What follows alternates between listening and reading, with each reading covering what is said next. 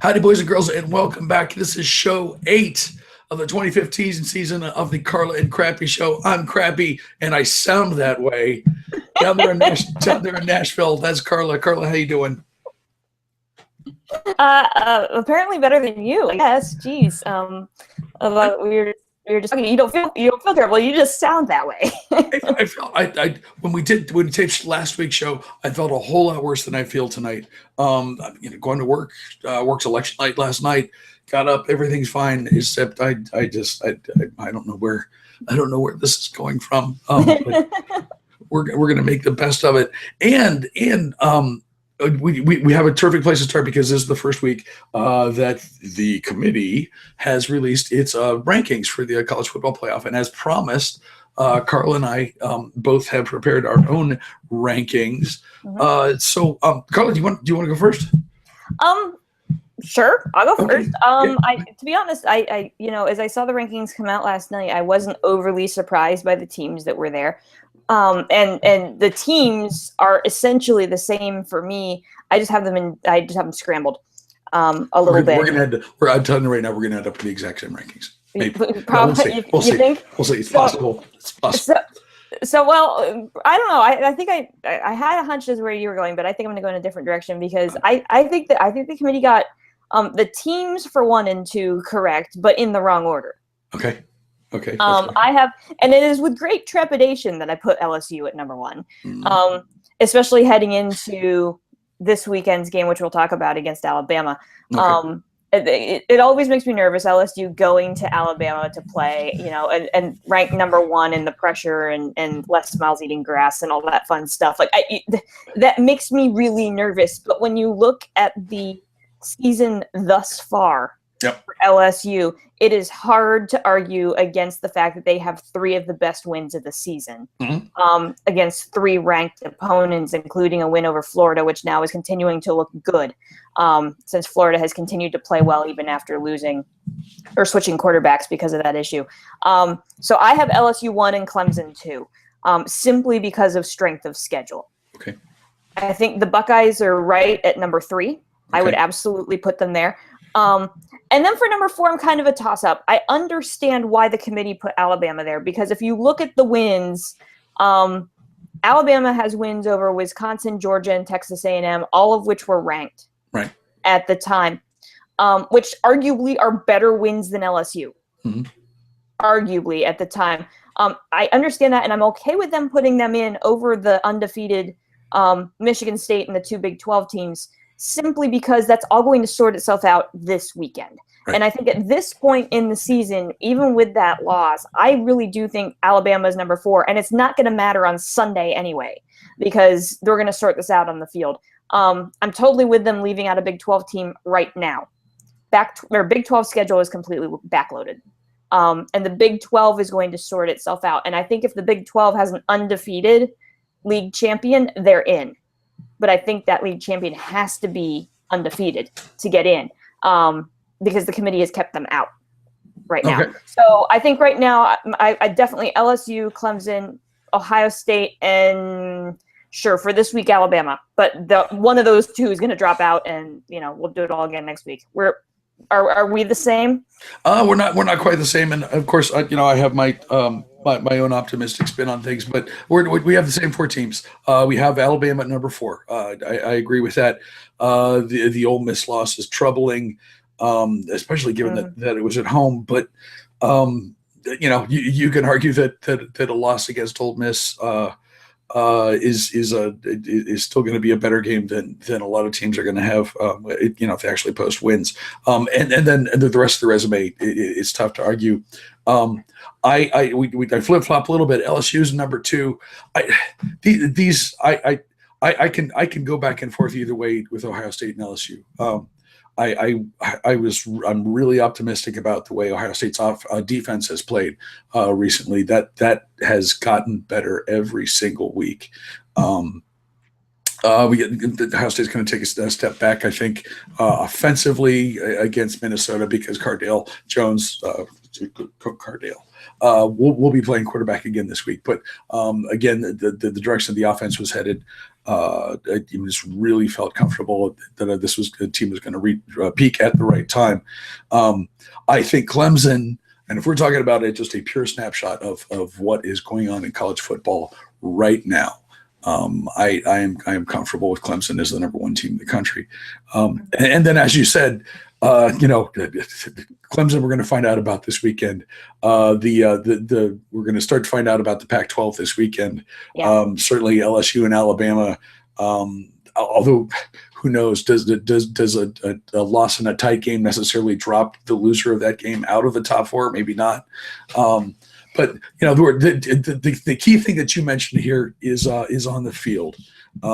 This is a starting point, and really most of these questions are going to be answered by the time November closes down. Mm-hmm. So it's a great place to start. And if we get it, just getting into games this weekend, starting with Florida State at Clemson, we're going to figure all this stuff out pretty quickly. So let's go there. Okay. As I mentioned, number 17 Florida State at number 3 Clemson. We're talking about AP rankings now. Clemson is a big favorite, 12.5 points. What do you think? I think that line is too big. That makes me a bit nervous, but I like Clemson at home a lot. And I said this last week about Clemson after they cleared the hurdle of NC State. It was touch and go at times. Yeah. And gosh, how absolutely nerve-wracking had to it have been to be a Tigers fan watching that game. It really wasn't until the fourth quarter where that game kind of felt like they had it under control. But I said this last week, if Clemson could win that game, that they would beat Florida State. And I'm still in that bandwagon that I think that because of that win, they kind of knocked the Clemsoning. This would not be a Clemsoning loss if they lost this game. This is a good opponent. And it wouldn't surprise me if Florida State could put something together. But I mean, they're missing some key pieces right now. We still don't know the status of Everett Golden and Dalvin Cook. Right. That's huge. Now they did okay last week without them, but different level of opponent. Sean McGuire. I mean, yeah, he did a good job, but it was just his second career start. And do you want your third start of your career to be against essentially the number one team in the country at home? That's a huge stage. Although I will say, at least it's not being played at night. It's a 2:30 in the afternoon game. Really, right. That's so bizarre. Yeah, but yeah. And just Deshaun Watson last week for Clemson really kind of stepped up when his defense kind of fell down a couple of times, let NC State score a couple times that they probably shouldn't have. Watson stood 5 touchdown passes in a game that was really crucial to their schedule. I think they're just going to roll this momentum, and I really think, I know we joked about this last week that we say every year, Clemson, this is your year. This is Clemson here, and I think Clemson beats Florida State at home on Saturday. We've talked about the ACC in past weeks, and the fact that you really need a strong effort by a good team. You need to be undefeated to get to a point where you're being considered for the playoff. And Clemson is that. Clemson is that so far in the season. And they could really solidify that with the team that's really their only realistic competition in the conference. 12.5 is wow. That's a big number for this game. If I were a gambling person, I'd be awfully tempted to take Florida State in the points because I think I'd be walking away with some money. But since we are picking games, since there are questions for Florida State at quarterback. Since they're playing a team that D-line and linebackers are ridiculous, and that would be a challenge for Everett Golson if he's playing. And then if he's not playing, then you've got a kid who's making, I think that you said, his third start against pretty good defense. This is a Clemson win, not by 12.5, but by a touchdown or maybe 10 points. No danger of Clemsoning this weekend, I don't think. Yeah. We also in our quest to have our questions answered. We also go to the Big 12, where a TCU team that is probably feeling pretty disrespected right now. They're at number 5 in the AP poll. They visit number 12 Oklahoma State. Both teams are 8-0. TCU is a 5-point favorite going into this game. Are the Horny Toads upset because they're not in the top 4, Carla? I don't know if they're upset that they're not in the top 4. I think they're probably upset that Baylor is ahead of them. But it feels like deja vu all over again, right? We had this conversation last year between these two teams, between Baylor and TCU. And right now, quite frankly, Baylor has put together stronger wins against about the same level competition. It really, so yeah, I'm okay with Baylor being up front, but yeah, I'm sure TCU is feeling a little bit disrespected, especially after, wiping Morgantown last weekend, 40-10. I mean, right. West Virginia is not like an elite team in the Big 12, but they're a good team in the Big 12. They're a very competitive team in the Big 12. That was an impressive win. I mean, they were never in it, to be able to do that. So TCU is good. And what's really good about TCU is that their defense has finally gotten its act together in the last couple of games. And it's finally looking like a Gary Patterson defense again. It's kind of that weird thing where we were talking about a TCU offense, and yes, Boykin is, still one of the most prolific quarterbacks out there, but it was the defense that really kind of put TCU on the map, and it hadn't really stepped up yet, and it's stepped up in the last couple of games. They've only allowed 1 touchdown in the last 7 quarters that they've played. Going up against an Oklahoma State team that has thrown the ball for ridiculous numbers the last 2 weeks. Right. And rallied from that 24-0 deficit against Texas Tech to come back and win that game in the anti-Big Ten score, 70-53, which would be a great basketball score. But it was. I was flipping back and forth, and I saw part of that, and I was like, really? They're still scoring. They're still scoring points. Huge test for.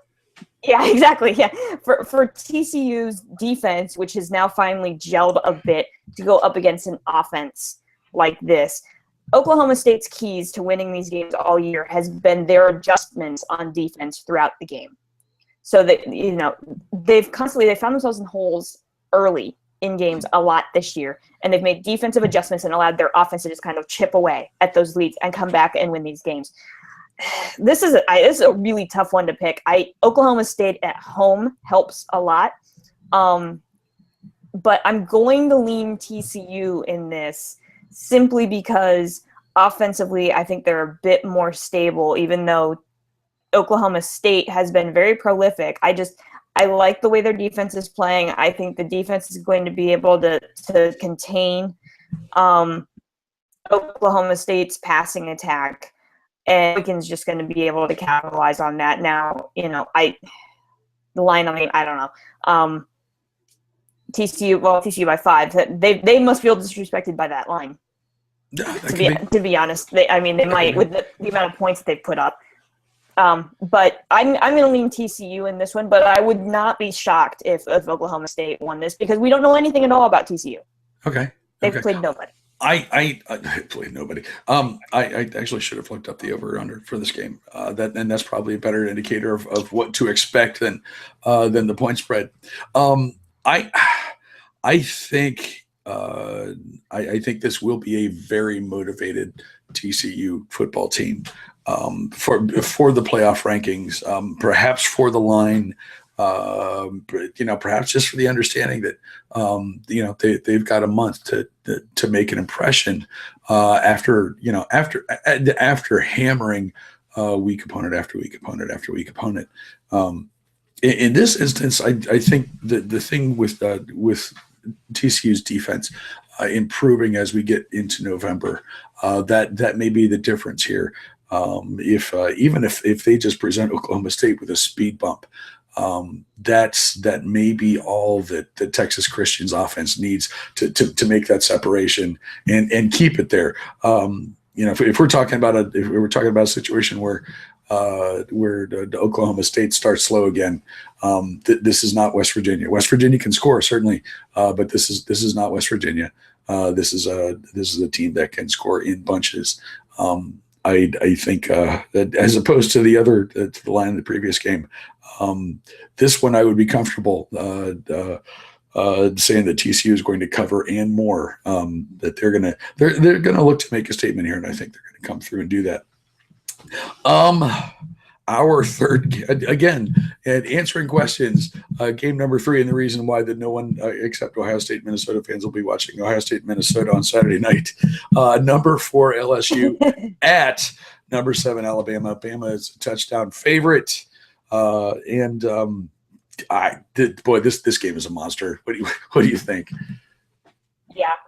Yeah, there's so much riding on this game, right? I mean, this you want to say this early in the season. It still feels early, even though there's only 4 weeks to play after this, which is kind of ridiculous when you think about that. But no, I mean, prime time on CBS is the only SC game all season that CBS takes to prime time.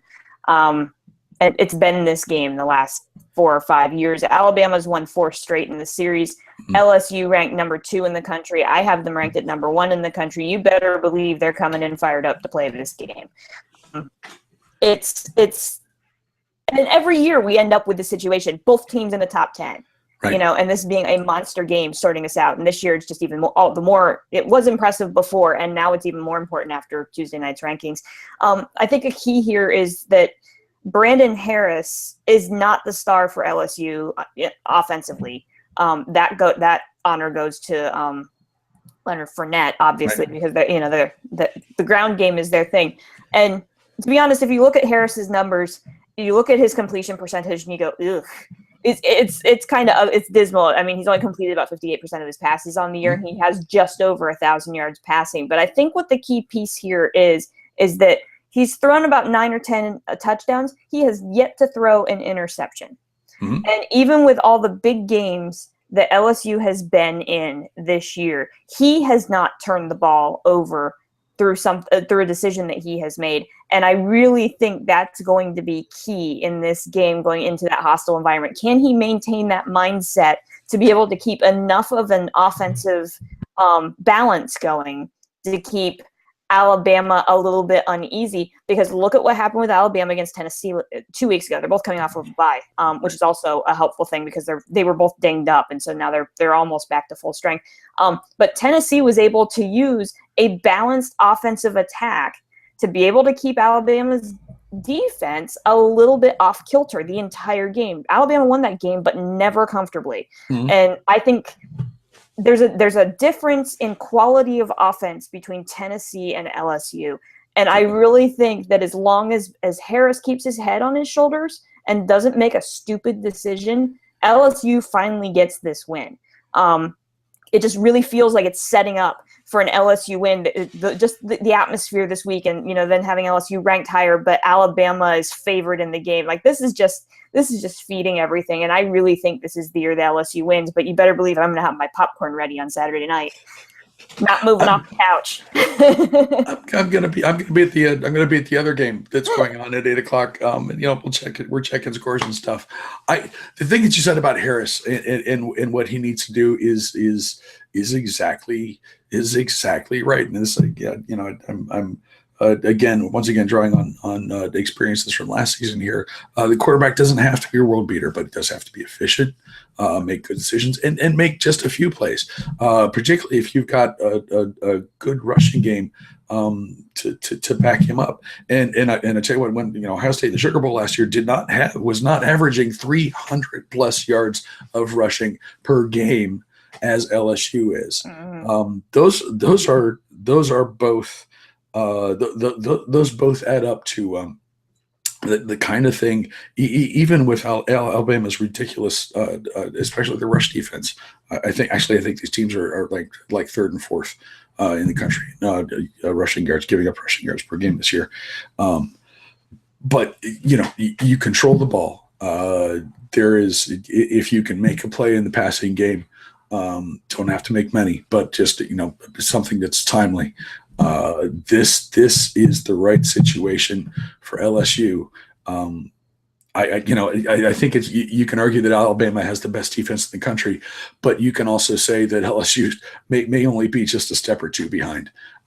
So if you call those things equal, and you have a situation where LSU can control the ball and perhaps make use of the motivation that you referenced. I agree with your pick. I'm picking LSU to win this one on the road. And we'll see what that does with the rankings, both the official ones and with ours. Yeah. when we come back here next week, guys. Thank you for putting up with my raspy voice. We appreciate you watching, Carla. Thank you once again. Yep. Thank you as always. Find that voice back before you go to Columbus. It's in here somewhere. I don't know what the hell. I'll maybe by the time next week we tape this, I will have recovered completely. Thank you guys once again. We will see you next week.